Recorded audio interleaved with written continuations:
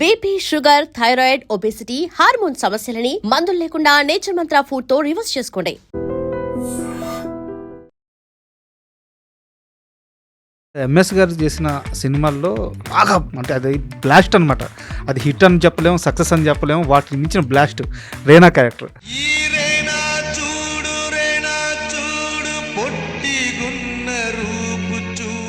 ఆవిడ అలా కోపంగా చూసినప్పుడు ఈయనలో తల దించుకుని వెళ్ళిపోవడము, పైనుంచి కాకి రెట్టేస్తుంది, ఇట్లా టర్నింగ్ ఇస్తారు, ఇట్లా బయటకు వెళ్ళి ఇప్పుడే బార్కి వెళ్ళి వస్తా అని వెళ్ళిపోవడము. చాలా అందమైన రోల్స్. క్షేమంగా వెళ్ళి లాభంగా రాబాబు అంటే కుదరదు వదిన, మత్తుగా వస్తారు. ఓపెన్ హార్ట్ విత్ ఆర్కేలో మీరు తాగుతారా సంథింగ్ ఇట్లా డిస్కషన్ కానీ నేను తాగుతాను కానీ తాగి నా ఇంటికే పోతాను అంటాడు.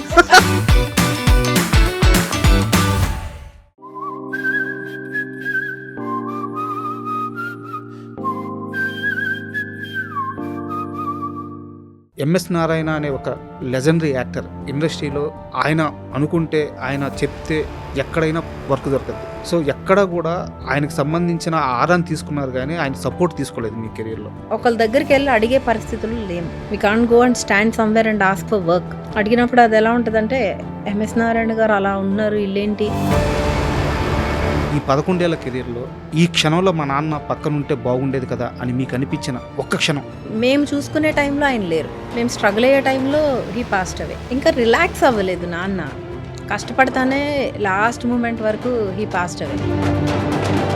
చాలామంది ఆర్టిస్టుల పిల్లలు ఆస్తి విషయాల్లో ఇబ్బంది పడుతూ కెమెరాల ముందుకు వచ్చి చాలా సంవత్సరాలు చూస్తూ ఉన్నాం. ఎంఎస్ గారు చనిపోయి ఈ రోజుకి 11 సంవత్సరాలు అవుతుంటే ఏ రోజు కూడా ఆయన కుటుంబం నుంచి రవ్వంత చిన్న వివాదం కూడా బయటికి రాలేదు. ఇప్పుడు ఒక ఇల్లు నాకు ఎక్కువ రావచ్చు, ఒక ఇల్లు వాడికి తక్కువ రావచ్చు, దాంతో బతికేయలేము కదా. బయట మనకు ఒక నాన్నగారికి ఒక పేరు ఉంది. ఈవి గారి సినిమానే మా నాన్నకి పెళ్ళి, ఆ మూవీతో ఎంఎస్ గారికి నంది అవార్డు వచ్చింది. బట్ ఆ అవార్డుని ఆపడానికి ఒక ప్రయత్నం జరిగింది. ఆయన ఆ సమయంలో చాలా బాధపడ్డారు కానీ స్ట్రాంగ్గా నిలబడ్డారు. అలాంటి ఇంకొక కొన్ని కూడా జరిగినాయి. కొన్ని రావాల్సినవి ఆయనకి రాకుండా ఆగిపోయినాయి. So the reasons how it stopped అనేది ఇట్ హర్టెడ్ హిమ్. ఆయనకి తెలుసు ఆ రీజన్స్ ఎవరు? తెలిసిన మనుషులేనా? తెలుసు, ఆయనకి తెలుసు. ఇప్పుడు కొంతమంది పెద్దవాళ్ళు పెళ్ళిళ్ళు అవుతూ ఉంటాయి ఇంట్లో, ఇండస్ట్రీ పీపులే, very close people. Every time they talk about dad and all. They don't invite us. They sometimes this also happens. ఆయన తాగుతాడు అనే ఒక ప్రాపగాండా ఎక్కువ తీసుకొచ్చేసారు ఇండస్ట్రీలో. ఆయన సరస్వతిని చాలా గౌరవించే వ్యక్తి. ఎప్పుడు వర్క్లో ఉన్నప్పుడు he never touch alcohol or anything. MS గారు యాక్టర్గా బిజీ కాకముందు మీకు ఏదో ఒక ఎంఎస్ డాటర్గా లేదా ఒక ఆడపిల్లగా చిన్న నీడ్స్ ఉంటాయి. యాక్టర్గా ఎస్టాబ్లిష్ అయిన తర్వాత అవి చాలా ఈజీగా మీకు వచ్చేసే మూమెంట్స్ ఉంటాయి కదా. ఎంత పెద్ద యాక్టర్ అయినా చాలా లోవర్ మిడిల్ క్లాస్ లైఫే లీడ్ చేయించేవారు. అవునా? మాకు ఒక్క క్లబ్లో మెంబర్షిప్ ఉండదు. మేము మా నాన్నగారు ఉన్నప్పుడు మేము ఒక ఫారెన్ ట్రిప్ కూడా వెళ్ళలేదు. డబ్బుని ఎలా చూసేవారు ఆయన? డబ్బుకి విలువ లేదు ఆయన దృష్టిలో. కొడుకు సినిమా ప్రొడ్యూస్ చేశారు కదా, మాకున్న ప్రాపర్టీస్ అన్నీ సోల్డ్ అవుట్ చేశారు. ఆయనకి అసలు డబ్బు నథింగ్. నేను 2 జతలు పట్టుకుని వచ్చాను హైదరాబాద్, మనకు ఇల్లు ఉంది చాలు కదా అనేవారు. కొడుకు సినిమాకి ఆ రోజుల్లో మొత్తం ఎంత loss? Film was good, right time, right theatres, these all matters. అప్పట్లో 3 crores, 4 crores, 6 crores, 9 crores, 1 single penny వెనక్కి రావట్లా. ఎంఎస్ మధ్య బ్రహ్మానందం మధ్య గొడవలు వచ్చినాయి అని చెప్పి ఒకానొక టైంలో ఒక పుకార్లు సృష్టించేశారు. అది ఉంటుందండి, ప్రొఫెషనల్ ఇది పోటీ ఉంటుంది కదా, అది ఎప్పుడు ఉండేది. కానీ బహిర్గతంగా గొడవలు పడిపోవడాలు అవేమీ. Hi, welcome to my show.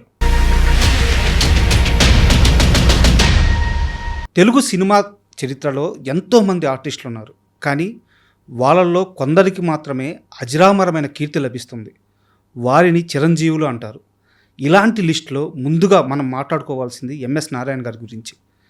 ఆయన 700కు పైగా చిత్రాల్లో 23 సంవత్సరాల పాటు సినీ కెరీరు. ఒక రైటర్గా, ఆర్టిస్టుగా ఆయన ఎన్నో సినిమాల్లో నటించారు అనే కంటే జీవించారని చెప్పుకోవచ్చు. అయితే ఆయన చనిపోయి నేటికి 11 సంవత్సరాలు అవుతుంది.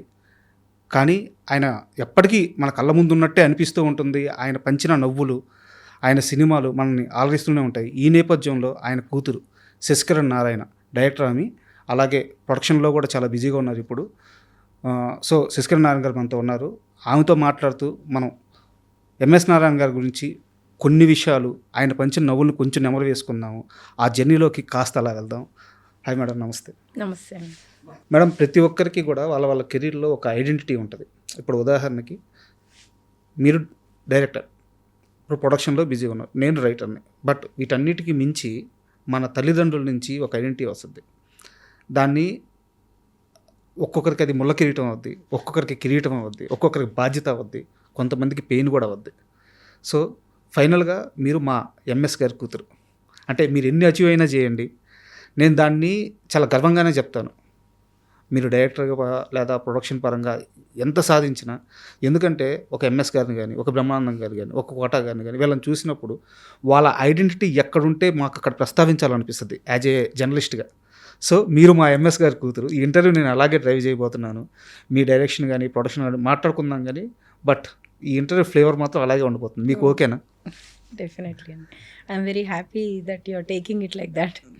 అండ్ ఐఎమ్ ఆల్వేస్ అంటే ఆ లెగసీని మేము క్యారీ ఫార్వర్డ్ చేయాలి. లైక్ మేము మా వర్క్ త్రూ కాదు, మా పర్సనాలిటీ త్రూ. ఆ డాడీ వర్క్ని నేను యాజ్ అ డాటర్ ఎవరైనా ఇలా అడిగినప్పుడు కానీ I take it like a blessing. Super. మాకు ఎంతమంది బ్లెస్సింగ్ ఇవాళ లభిస్తుందంటే ఆయన వర్క్, ఆయన పర్సనాలిటీ వల్లే. I'm very happy to be addressed like that. ఇప్పుడు ఎలా ఉంది మేడం లైఫ్? గుడ్ అండి, గుడ్. అంటే నాన్న మాకు ఎప్పుడు నేర్పించింది ఒకటే, స్క్రాచ్ నుంచి బిల్డ్ చేసుకుంటూ వెళ్ళాలి. From zero, if you fall down also అక్కడి నుంచి మళ్ళీ లేగడం, మళ్ళీ పరిగెత్తాలి. సో అది అలవాటు ఉన్నోడికి ఎప్పుడు లైఫ్లో అంత ప్రాబ్లం ఉన్నా మేము ఫేస్ చేయగలం, ఆ ధైర్యం ఉంది కాబట్టి ఇట్స్ గుడ్. పర్సనల్గా మీ జర్నీ నాకు కాస్త తెలుసు మేడం. ఎందుకంటే మీరు మీడియాలో కూడా వర్క్ చేశారు. మీ కొలీగ్స్తో మాట్లాడినప్పుడు కొంత చెప్పారు. ఎంఎస్ నారాయణ అనే ఒక లెజెండరీ యాక్టర్ ఇండస్ట్రీలో, ఆయన అనుకుంటే, ఆయన చెప్తే ఎక్కడైనా వర్క్ దొరకద్ది, ఎక్కడైనా పని అవుద్ది. అలాంటిది ఎప్పుడూ కూడా నా కూతురు వర్క్ ఇవ్వండి అని ఆయన ఎప్పుడూ చెప్పలేదు. ఆయన ఆర్టిస్ట్గా బాగా ఎస్టాబ్లిష్ అయినప్పుడు, జనాలకి బాగా రీచ్ అవుతున్న సమయంలోనే మీరు డైరెక్టర్ అయ్యారు, మీడియాలో వర్క్ చేశారు. సో ఎక్కడ కూడా ఆయనకు సంబంధించిన ఆరాన్ని తీసుకున్నారు కానీ ఆయన సపోర్ట్ తీసుకోలేదు మీ కెరీర్లో. 100%. ఎందుకు ఆ డిసిషన్ కాన్షియస్గా తీసుకున్నారా, లేకుంటే ఎందువల్ల? అంటే ఆయన ఉన్నప్పుడు కెరియర్లో ఒక గ్రేట్ హైట్స్లో ఉన్నప్పుడు నాన్నగారు సపోర్ట్ తీసుకుని మనం ఏదో ఉన్నాము, ఏదో చేస్తున్నామని ప్రూవ్ అప్పటికప్పుడు ట్రై చేయొచ్చు. అదే బట్ తర్వాత మనకు వర్క్ రాలేదనుకోండి, I mean if I'm not capable of doing things, అది ఎంతవరకు పనికొస్తుంది? ఎప్పుడైనా మన కష్టము మనకు వచ్చిందే మనతో వస్తుంది, ట్రావెల్ అవుతుంది. So I learned.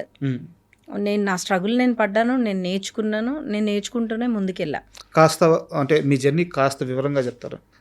అంటే నేను స్టార్ట్ చేసింది కూడా కెరియర్లోకి రావడం అదంతా కూడా at the age of 30 I came in to the industry అంటే మీడియాలోకి వచ్చాను. మీడియాలోకి వచ్చి ఏబిఎన్ ఆంధ్రజ్యోతి, విసా టీవీ, అట్లా ఒక్కొక్క స్టెప్ నేర్చుకుంటూ I learned and I came in to మా టీవీ. మా టీవీలో ఒక 3 years వర్క్ చేశాను. చేస్తున్నప్పుడు I got an opportunity to direct a film. So at that point of time మా నాన్నగారు అసలు he was not at all okay to do that. ఎందుకు నువ్వు ఇప్పుడు అంటే ఆయనకి తెలుసు కదా, he struggle was very long. 15 years ఆయన స్ట్రగుల్ అయ్యాక యాక్టర్ అయ్యారు. ఆయన అనుకున్న రైటర్గా సస్టైన్ అవ్వలేదు. సో ఆయనకు తెలుసు కాబట్టి ఇప్పుడు వద్దు, నువ్వు ఈ జాబ్ వదిలేసి ఇఫ్ యూ గో దేర్ నీకు తర్వాత లైఫ్ ఎలా ఉంటుందో తెలీదు. నేను అంటే ఇప్పుడు ఉన్నాను, తర్వాత I don't know how it is అని చెప్తే, నేను అంటే ఆ ఇంట్రెస్ట్ నాకు తెలియకుండానే వచ్చింది, చెయ్యాలి అన్న ఇది ఉండింది. నేను వర్క్ చేసుకుంటూ ఇది కూడా చేస్తుంటే ఇంకా డాడీ అన్నారు వన్ డే నువ్వు రిజైన్ చెయ్యి, డైరెక్ట్ చేయను. Then I completely got in to that. I directed a film. But unfortunately నా మూవీ రిలీజ్ చూసారు నాన్న, 1 monthలో he passed away. Then I got to know real world ఏంటి అనేది అప్పుడు తెలిసింది. అప్పుడు దాకా నాకు వరల్డ్ అంతా ఒక ఫెయిరీ టైల్ లాగా డాడ్ ఉన్నారు కాబట్టి రియల్గా తెలీదు మనకి. సో అప్పుడు నేను ఇండస్ట్రీలో కూడా లేను, ఐ వాజ్ ఇన్ మీడియా కాబట్టి.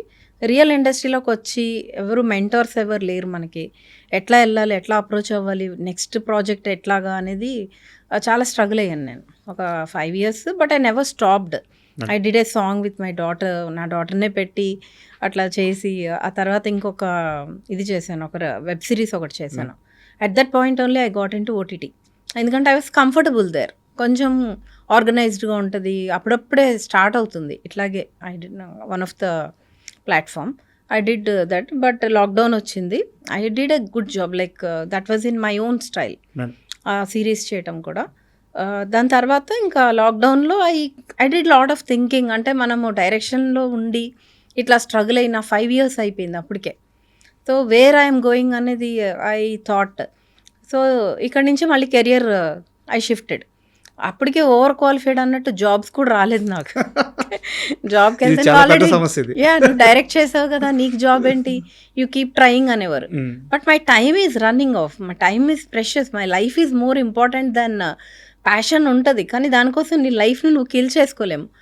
And I have 2 daughters, I'm a single parent. So I thought okay something I have to take care అని ఇంకా ప్రొడక్షన్లోకి I entered super. People Media Factory. అక్కడ నేను మళ్ళీ 0 నుంచి I started. Lot of struggle, lot of learning. One thing ఏంటంటే చిన్నప్పటి నుంచి నాన్నని చూస్తూ పెరగడము, ఆ వాతావరణం తెలియడంలో ఆ ట్రైట్స్ చాలా ఈజీగా I use to catch up like this. Catch up చేశాను. I did 4 projects, beautiful projects, and I started mentoring lot of people. Like how నా స్ట్రగుల్ నాకు తెలుసు, మై ఫాదర్ స్ట్రగుల్ అయినో. So I use to catch up. Right టాలెంట్కి ఎవరిదన్నా ఉంది అంటే I use to help them. వాళ్ళ కోసం ఏ ఎక్స్టెంట్ కన్నా వెళ్ళి I did some projects like that, and they are also very happy. So this is our property, sorry this is my property అన్నట్టు feel అవుతుంది. అంటే యాక్చువల్గా ఇది మనం సాధించింది అని. యాక్చువల్గా ఈ క్వశ్చన్ అడగడానికి కూడా కారణం అదే మేడం. ఇప్పుడు ఎంఎస్ గారి గురించి మనం ఒక సందర్భంలో మాట్లాడుకోవడానికి ఎంఎస్ గారి వారసులు వచ్చి ఇక్కడ కూర్చుంటే, సో వాళ్ళకు ఒక జర్నీ ఉంది, వాళ్ళు ఒక సక్సెస్ జర్నీ చేస్తున్నారు, వాళ్ళు ఒకటి అచీవ్ చేస్తున్నారు అని చెప్పి ఆయన గురించి మాట్లాడుకుంటే ఇంకా ఆయన ఫ్యాన్స్ హ్యాపీగా ఫీల్ అవుతారు. సో అందుకని ఈ ప్రశ్న అడిగాను. యాక్చువల్గా మేడం, ఒక తండ్రి చనిపోతే ఆ బాధ కొడుకైనా కూతురికైనా ఎప్పటికీ ఉంటుంది. ఎందుకంటే లైఫ్లో బిగ్గెస్ట్ లాస్ అది, తండ్రి చనిపోవడం అనేది. ఈ 11 ఏళ్ల కెరీర్లో ఈ క్షణంలో మా నాన్న పక్కన ఉంటే బాగుండేది కదా అని మీకు అనిపించిన ఒక్క క్షణం ఏది ఆ సందర్భం ఏంటి? ఎవ్రీ మూమెంట్ ఆ పెయిన్ ఉంటుంది మాకు, ఆ లాస్, ఆ వాయిడ్ ఉంటుంది, అది ఎవరు తీర్చలేంది. నాకు మేజర్గా నా daughters when they achieved something, నా అచీవ్మెంట్స్ కన్నా మా నాన్న నేను డైరెక్ట్ చేసిన సినిమా చూసారు. I'm happy that he saw me okay she can do it అనే ఒక దాంతోటే హీ లెఫ్ట్ ద వరల్డ్. ఇప్పుడు నా daughters when they achieved something, మొన్న my young one bought her car by herself, and my elder one is doing a business. So when they are achieving these things, నాన్న ఉంటే పక్కన బాగుండు కదా, అమ్మ ఉంటే బాగుంటుంది. అరే ఇప్పుడు దాకా వాళ్ళు చాలా చిన్న ఏజ్లో చనిపోయారు నాన్న. At the age of 63 only he passed away. So అప్పుడే కాకుండా ఉంటే ఈ జర్నీ మేము చూసుకునే టైంలో ఆయన లేరు, మేము స్ట్రగుల్ అయ్యే టైంలో హీ పాస్డ్ అవే. ఇప్పుడు ఉండుంటే at least he will be very happy seeing me what he thought of doing. ఆయన చేయాలనుకునే కొన్ని నేను చేస్తున్నప్పుడు అరే డాడీ ఉంటే చూసి చాలా సంతోషించేవారు కదా అనే ఫీలింగ్ ఎప్పుడూ ఉంటుంది. అది మనోరాళ్ళ సక్సెస్ ఇంకా రిలాక్స్ అవ్వలేదు నాన్న, కష్టపడతానే లాస్ట్ మూమెంట్ వరకు హీ పాస్డ్ అవే. ఎప్పుడు రిటైర్మెంట్ తీసుకోలేదు, రిలాక్స్ అవ్వాల. ఆ రిలాక్స్ అయ్యే టైం వచ్చి కొంతకాలం మాతో స్పెండ్ చేసుంటే బాగుండేదన్న ఫీలింగ్ ఎప్పుడు. అది that's a void. It took almost 10 years అండి. We did not go to Bhimavaram సంక్రాంతికి వెళ్ళి చనిపోయారు. మాకు అసలు అదొక ట్రామా లాగా ఉండిపోయింది. నేను మా బ్రదర్ ఈ ఇయరే అనుకున్నాం, లేదు మనం అట్లా అది ఒక బ్లాక్ మార్క్ లాగా పెట్టకూడదు, ఓకే ఆయన టైం అయింది, మనం కూడా వెళ్ళి సెలబ్రేట్ చేయాలి, ఆయన రూట్స్ కూడా మనం సెలబ్రేట్ చేసుకోవాలి, నెక్స్ట్ ఇయర్ నుంచి లెటస్ గో అని ఈ ఇయరే మేము డిసైడ్ అయ్యాం. ఓకే. సో అందుకని అప్పటి నుంచి 10 ఏళ్ళ నుంచి భీమవరం వెళ్ళలేదు, అసలు వెళ్ళలేదు, సెలబ్రేట్ కూడా చేసుకోలేదు. అయితే లాస్ట్ ఇయర్ సుమా గారిని నేను కనుమ రోజు కలిసా, యాంకర్ సుమా గారు. కలిసినప్పుడు పండగ చేసుకుంటున్నారా అంటే లేదు మ్యామ్ ఇట్లా అయిందని చెప్పాను. She told me one thing, నాన్నగారు లేరు అని మీరు సల్క్ అయితే వాళ్ళు హ్యాపీ ఫీల్ అవుతారా, ఆయన లేకపోయినా ఆయన జర్నీని మీరు సెలబ్రేట్ చేసుకోవాలి, then they will be happy, మీ పిల్లలకి మీరు ఇచ్చే లెగసీ కూడా అదే కదా అని చెప్పారు. That moment really caught my. Sankranti టైంలో అలా జరిగిందని 10 ఏళ్ళుగా సంక్రాంతి చేసుకోవట్లేదు. ఆ మేడం కూడా అలా చెప్పా, సుమ గారు చాలా బాగా షీ టోల్డ్ మీ ఇట్లా ఎందుకు సెలబ్రేట్ చేసుకోండి, లెగసీ కంటిన్యూ అవుతుంది, మీ పిల్లలకు కూడా హ్యాపీనెస్ ఫార్వర్డ్ అవ్వాలి తప్ప any time we all will pass away, but keep celebrating the moments so that they will be happy అని చెప్పారు. మేము కూడా ఇంకా ఐ థాట్ ఈ ఇయర్ కూడా కొంచెం ఇక్కడే చేసుకున్నాము. We did not it's not like అంత బాధపడతా అట్లా లేము.